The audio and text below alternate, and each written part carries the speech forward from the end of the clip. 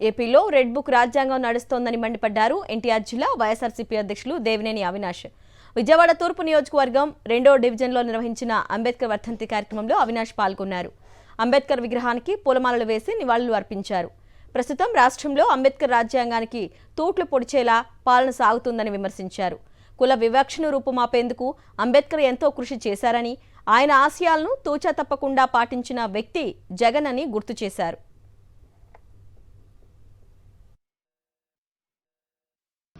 ఈరోజు రాజ్యాంగ వ్యవస్థని, భారతదేశ రాజ్యాంగాన్ని నిర్మించి ఈరోజు ప్రతి ఒక్కరి దగ్గర మాట్లాడే హక్కు కానివ్వండి, చదువుకునే హక్కు కానివ్వండి, జీవించే హక్కు ఈరోజు కల్పించిన గొప్ప మహనీయుడు ఎవరు ఉన్నారంటే అది డాక్టర్ బిఆర్ అంబేద్కర్ గారు. ఆయన అంబేద్కర్ గారు రచించిన రాజ్యాంగ వ్యవస్థ కాకుండా రెడ్ బుక్ రాజ్యాంగం నడుస్తుంది. దీన్ని ఈరోజు ప్రతి ఒక్కరు గారు అంబేద్కర్ గారిని అభిమానించే ప్రతి ఒక్కరు గారు తీవ్రంగా విభేదిస్తున్నారు, తీవ్రంగా ఖండిస్తున్నారు.